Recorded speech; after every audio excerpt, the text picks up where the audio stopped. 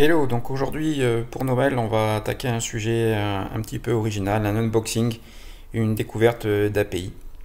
Donc on va déjà commencer par un petit rappel autour des SMS. Donc les SMS c'est toujours super pratique, on est sûr que ça arrive. Et même quand on n'a pas la 4G activée, ben, on a le SMS, donc c'est super pratique. Et il faut savoir que c'est quand même pas une technologie qui est toute jeune, hein. Donc 30 ans le 3 décembre 2022. Donc voilà, donc on va se concentrer là-dessus et sur la découverte d'une API qui a atterri en Nouvelle-Calédonie récemment. Et on va le faire découverte manière API et data. Donc c'est un unboxing. Le but, donc, c'est de découvrir simplement le service SMS Link qui permet d'envoyer des SMS en API et un peu découvrir les fonctionnalités qu'il y a derrière. Donc par exemple faire des campagnes de marketing, c'est-à-dire envoyer en masse des SMS à des carnets d'adresses par exemple, faire de l'OTP, ce qu'on utilise souvent, et puis tout simplement envoyer des SMS depuis des applications à des personnes ou demander à un robot d'envoyer un SMS. Enfin après il y a plein de possibilités d'innovation et de cas d'utilisation. Donc en termes de ressources, donc le site SMS Link, voilà, donc plateforme d'envoi. Et moi ce qui m'a intéressé c'était les 20 SMS offerts. Donc ça c'est les free plans. Les free plans c'est vraiment cool parce qu'on peut s'amuser dessus et voir un petit peu, faire des premières bidouilles, voir un peu ce qu'on arrive à sortir et puis se projeter dans des cas d'utilisation. Donc moi je me suis basé là-dessus. Donc en fait il suffit de se connecter, hein, ou de s'inscrire. Donc moi j'ai déjà ma session et donc voilà, j'ai mes premiers tests et j'ai des tableaux de bord qui font partie de la plateforme. Ce qui est cool aussi, c'est que la documentation Swagger est disponible publiquement. Donc moi c'est ce que j'ai utilisé, hein, pour venir savoir ce que j'allais utiliser. Donc moi surtout c'était les SMS campaign qui m'intéressaient. Le portail privé, donc c'est mon portail authentifié. Donc, et là on voit nombre de services, les services et également les rapports et mes secrets d'authentification, évidemment que je ne dévoilerai pas. Et ils ont une page LinkedIn pour ceux qui veulent être au courant des news. Donc moi je follow et puis comme ça je vois un petit peu les nouveautés et puis j'essaie d'imaginer de me projeter sur des cas ou sur des storytelling, d'innovation, des trucs un peu rigolos qui permettent de faire des prototypes mais fonctionnels. C'est beaucoup plus intéressant à faire. Donc l'objectif de ce notebook, ça va être d'envoyer un unique SMS et d'utiliser les rapports de campagne. Donc là, par exemple, si je vais sur le portail privé, je suis contraint d'utiliser des rapports qui ont été préconçus. Donc j'ai ça qui est disponible, j'ai mes rapports de campagne, le nombre de SMS, ce genre de choses. Mais moi, ce que je voudrais, c'est davantage de liberté. Je veux faire ce que je veux et comme je veux. Et donc là, on va aborder ce sujet-là pour voir un petit peu qu'est-ce que je peux sortir, faire de la data science, faire du reporting et l'intégrer, par exemple, dans mon SI pour pouvoir mieux suivre mes campagnes, mais directement avec mes propres services. Donc voilà un peu le plan d'aujourd'hui. Donc c'est parti. Donc on va commencer par importer les secrets. Donc comme secret, j'ai ma clé d'API de SMS Link, marquée dans ma gestion des secrets, et mon numéro de téléphone. Évidemment, j'avais pas envie de le montrer en public, donc ça fait partie de mes secrets. Et ensuite, donc, je vais préparer mon appel d'API avec cet ensemble de secrets. Donc l'élément clé avec lequel on va envoyer des SMS, en fait, ça va être la campagne. Donc la campagne, voilà, grosso modo, pour faire très court, c'est on a un message une liste de destinataires, une date, heure d'envoi, on envoie une campagne et puis plus tard, elle va envoyer tous les SMS de la campagne aux personnes qu'on veut joindre. Donc là, par exemple, le titre de ma campagne, c'est Unboxing Kaggle.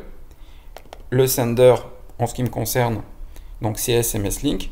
Ensuite, je mets le message de mon texto, quelques paramètres, et je fixe une date et une heure. Donc là, je suis en Nouvelle-Calédonie, donc voilà, le 26 novembre 2023, midi 50. Je veux que ça parte, donc ça peut être dans le futur, hein, bien sûr. Ça peut être 2 jours, 3 jours, une semaine, c'est nous qui voyons. Et ensuite, les récipientes, donc les personnes à qui je vais envoyer. Et donc là, en fait, c'est mon carnet d'adresse. Donc le numéro de téléphone et puis les alias, prénom, nom, qui vont être injectés dans les données de campagne et que je vais pouvoir utiliser. Par exemple, je vais mettre un numéro de client, imaginons, et je peux le rajouter à mon logiciel de CRM et ainsi faire vraiment de la data sur mon propre SI, et malgré le fait que j'ai fait appel à des services tiers. Donc ça donne vraiment une super visibilité. Donc là, par exemple, j'aurais pu mettre un numéro de client. Donc j'appelle l'API, donc j'affiche la donnée que j'envoie, et puis ensuite, eh ben, tout simplement, je fais l'appel à l'API. Et donc là, le code 202, donc ça c'est super intéressant. Donc le code 202, qu'est-ce que ça veut dire? Voilà. Alors le code 202, ça veut dire que bon, déjà c'est un code dans les 200, donc c'est bon signe, ça veut dire qu'on n'est pas loin du succès. En fait, ça veut dire que ma requête a été acceptée pour processing, ça veut dire qu'elle est dans le pipe, on va dire, mais que le traitement n'a pas été complété. C'est vrai puisque le traitement, l'envoi lui-même des SMS va se faire dans le futur. Donc voilà, j'ai l'assurance que ça va être fait, même si c'est pas fait dans la minute. Voilà, donc là on est pas mal. Et j'affiche ensuite la réponse. Donc là, on a un SMS ou des SMS avec une campagne qui est en attente et qui va partir plus tard. Donc c'est bien beau, mais moi je voudrais savoir dans les campagnes, quelles sont les campagnes qui ont déjà été terminées, et voir un peu où on en est, et les campagnes qui n'ont pas été terminées. Donc je veux un tableau de bord complet. Donc il y a deux moyens de faire ça. Soit je le fais comme tout à l'heure, je vous l'ai montré, avec les tableaux de bord qui sont prévus à cet effet. Donc on va juste revenir dessus. Ouais, portail privé, ça va être mieux. Voilà. Donc je viens sur mes campagnes et entre guillemets, ben voilà, j'utilise ce qu'on me donne, ce qu'on me met à disposition. Donc c'est déjà super pratique. Mais moi je suis un utilisateur et je veux la liberté totale sur ces données parce que ce sont mes données, ce sont les services que j'ai consommés. Par exemple, je voudrais utiliser de la consommation, savoir ce que j'ai consommé, etc., etc. Donc là, on va partir là-dessus. Alors, les campagnes, il y a une API pour ça. Donc, c'est ça qui est vachement pratique. Et ce qu'on va faire, c'est qu'on va stocker ces campagnes dans une petite base de données, super portable, super légère, et qu'on va pouvoir après utiliser à notre guise, ou voir des fichiers CSV. Donc, je fais appel à l'API des campagnes, je m'authentifie, je prends la réponse. Et comme j'ai quelques facilités avec DuckDB, bon, bah, je prends le JSON et je le charge dans une table directement. Donc là, je crée ma table, vous voyez, avec des types super structurants, une clé primaire, des contraintes de note nulle, du booléen pour dire oui, est-ce que c'est vrai, est-ce que c'est faux, des vraies dates et même des timestamps. Donc je vais pouvoir faire des fenêtres glissantes, faire des choses comme ça. Et ensuite, c'est ça qui est cool avec DuckDB, c'est que je charge tout dans une table en un seul coup. Je prends la réponse du web service et je dis allez hop, ça rentre dans la table. Et comme vous voyez, le code il est très compact. Et dans le cas où j'ai pas de code succès, bon ben je sors en erreur. Donc là, on exécute le code et eh bien c'est plutôt des bonnes nouvelles puisqu'on a là, on a un code 200, on a la réponse instantanée tout de suite. Et donc après, eh ben ça y est, le boulot est fait. Donc en fait, j'ai plus qu'à aller me balader dans mes campagnes et faire mes selects. Donc là, par exemple, je mets dans un data frame et puis après, bon bah ça c'est un outil classique de data science. et je peux faire des customisations à l'infini, faire des agrégats, faire vraiment, c'est ce que je veux, je fais ce que je veux, c'est open bar, c'est mes données, et je les intègre à ma guise. Donc là, voilà, un premier select. Donc on peut voir qu'il y a eu plein de tests, hein.